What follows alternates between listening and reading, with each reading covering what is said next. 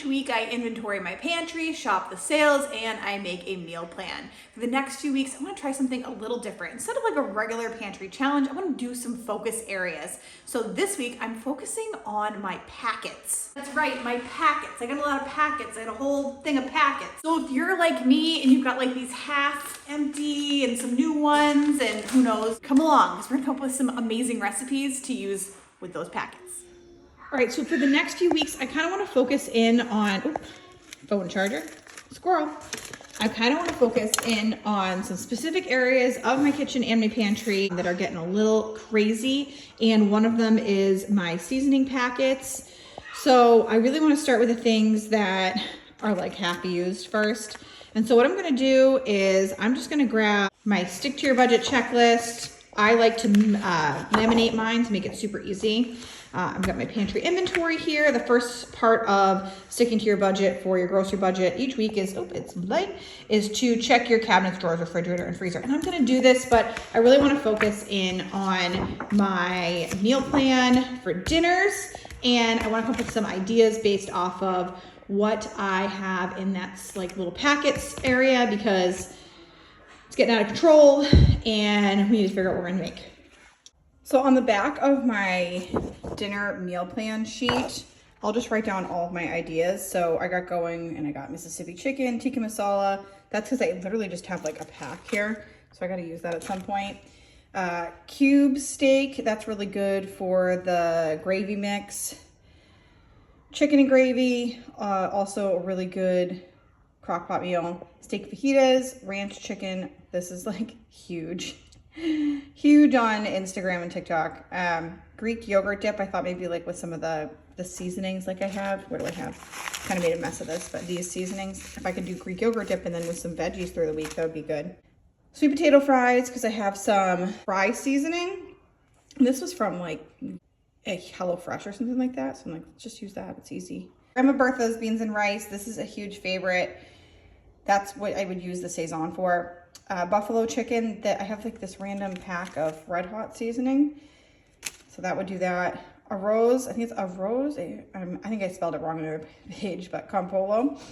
That is a recipe I found on the Goya site. So it's actually like how to use the Saison. And then I'm probably gonna doctor it up a little bit, but I already have some chicken drumsticks. So I was thinking I might do that. And then ranch chicken sandwiches, just with like the regular ranch packets. So I ended up making my meal plan. I'm gonna try the Polo Rose. I don't know how I spell it. I will spell it right on the website. Steak fajitas. I just shared this recipe, but I'm gonna share it again. Oh, the reason for steak fajitas is that's the Lipton onion soup mix. It's really delicious and it's like perfect this time of year. Wednesday I have a hair appointment, so it's gonna be just chicken nuggets for everybody. Super easy and some like meal prep stuff that I already have. Then I'll do the ranch chicken sandwich with sweet potato fries, so I kind of hit 2 for 1. Bourbon steak tips on Friday. That's not from any of these. It's just something I wanted to make.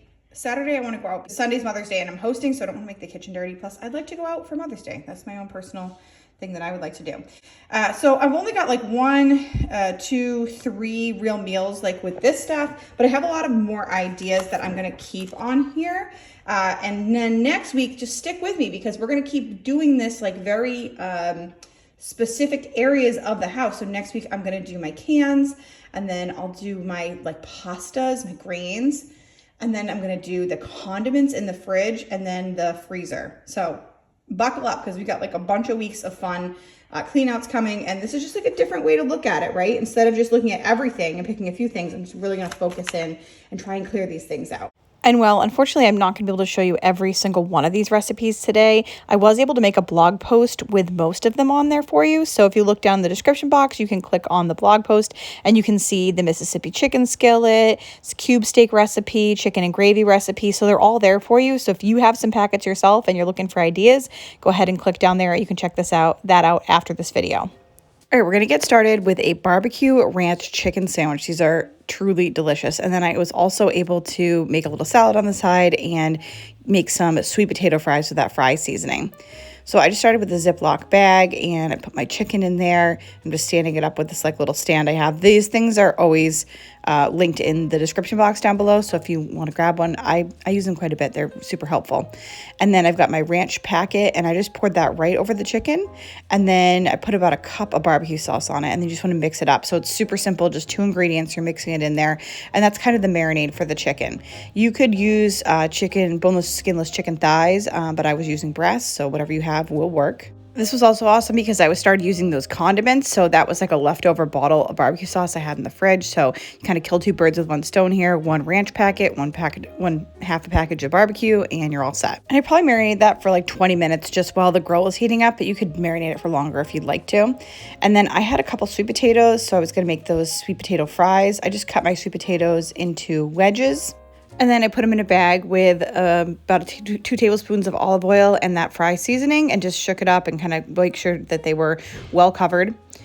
And then I put them on parchment lined baking sheets, and I just evenly spaced them out so they were all next to each other and they're nice and flat. And then you just want to bake these at 450 degrees for 12 minutes and then flip them over and then do another 12 minutes. And then I just grilled the chicken breast over medium-high heat for 8 to 10 minutes on each side. It's going to depend on the size of your chicken breast. If you have like the really thick ones from the grocery store, then you may want to slice them in half and then grill them, and that would potentially take a little bit less time. These were kind of a medium size, so I think it probably took about 10 minutes on each side. And the timing just ended up kind of perfect on this. So the sweet potatoes were done. I just took those out of the oven. And then when the chicken came off the grill, I ended up just slicing it into kind of smaller pieces because it was a little thick to be adding directly to buns for a sandwich. Again, if you had sliced them in half, if they were the larger ones, that would have been perfect. And you could actually put that whole patty right inside of the bun. And then if I had like sliced cheese, I probably would have put it over the top, but I didn't. So I just had some pieces of cheddar and I put that on there because I just always want to make the best of what I already have. I had some lettuce and some tomato, and then we just served that with some sweet potato fries. And this was a perfect dinner, like truly delicious. This next recipe is for perfect chicken legs, and at least I'm calling it that because they seriously were. This video is sponsored by DREO Chefmaker. The Chefmaker uses combi cooking technology and ensures perfect doneness, browning, juiciness, and aromas.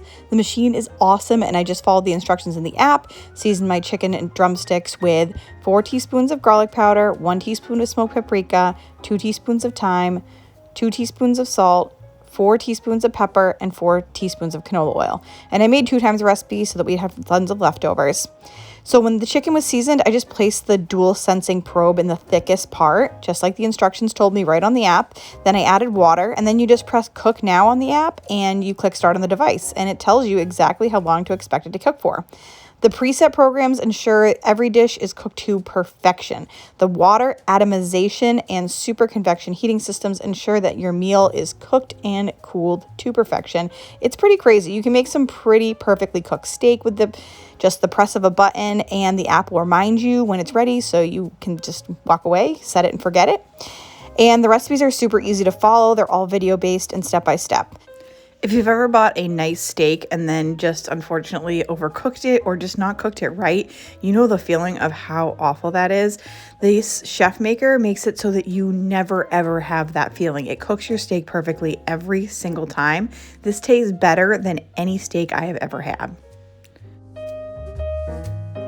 So the original recipe for this chicken, there was a honey sriracha sauce, but I knew my family wouldn't eat that, so I didn't bother making it. And then I just used my packets, and to the second batch of chicken, I added this Frank's Red Hot seasoning, and just to give it like a little bit of a kick and to use up the packet, and it tasted really good. So it was really nice because the app in the Chefmaker takes care of everything for you, and you never have to worry about like overcooking or ruining your food, especially on special occasions if you were to buy like a more high quality or expensive steak. And my husband Dan ended up having these the next day for lunch because he was out on an appointment that evening, and he came home like raving about how good they were. And I really do think they were like the best cooked chicken drumsticks I have ever had. So you can get your own Chefmaker and a special promo code by clicking the link in the description box or the pinned comment.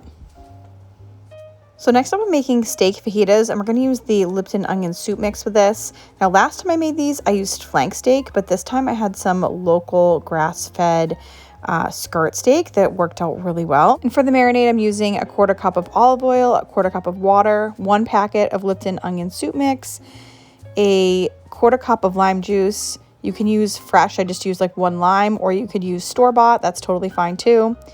And then about a teaspoon of lime zest. And if you don't have that, it's probably not a big deal in this. It's still going to be really flavorful and delicious. And then 2 cloves of garlic. You can do grated or chopped or minced, but you could also do 2 teaspoons of garlic powder if you don't have fresh garlic on hand. Then you want a 1/2 teaspoon of dried oregano, a 1/4 teaspoon of black pepper.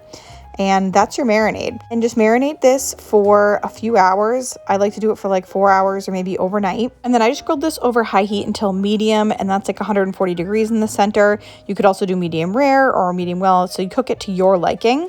And then on the side, I just sliced up some onions and peppers and cook these over low heat with some olive oil for about 20 minutes. It takes a little while for them to get caramelized, but it is so worth it. This is like so perfect for fajitas.